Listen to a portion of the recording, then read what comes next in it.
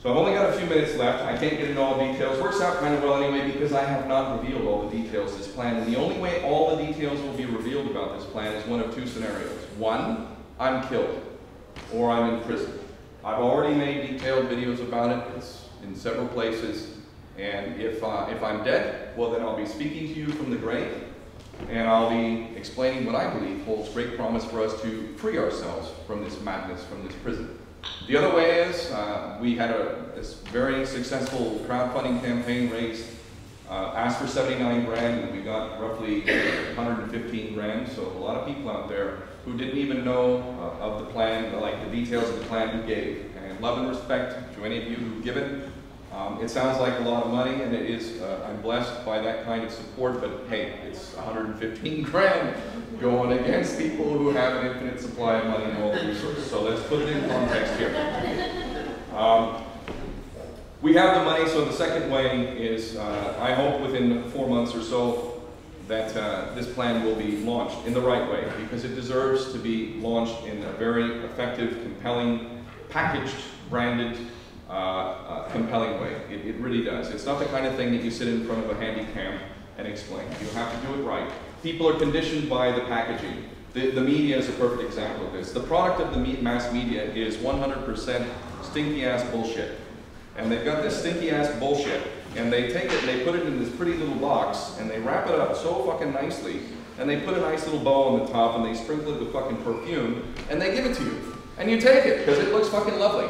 But it's just pure grade bullshit. That's all it is. So we're conditioned to not pay attention to shit that doesn't look really good. It has to look really good. It may be the most profoundly wise, incredibly amazing wisdom that's being passed on to you, but if it's in front of a handy cam and it's not packaged right, you're just not going to pay attention to it. Most people won't. So you've got to package it right. That's why you need money. You need people who can do that. There is basically one core aspect of this plan.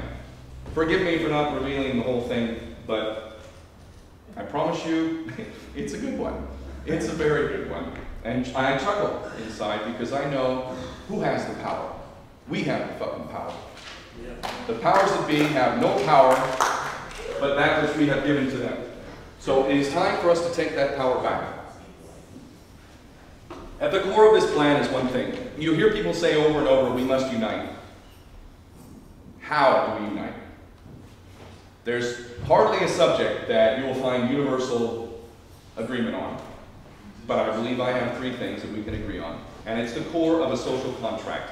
We are all involved in a social contract right now as citizens of the United States. We were entered into that contract at birth if we were born here. So you never had the ability to be informed about the terms of the contract, much less to consent to the contract. But you are bound by that contract. Make no mistake about it. That is the foundation of how they oppress you. You have consented to a social contract that allows a treasonous government to violate every right you have, and you fucking signed on to it. And there are some out there who are astute enough to know they've tried to remove themselves, but at the end of the day, that's the system. It's a social contract. It's the basis of the fraud and the oppression.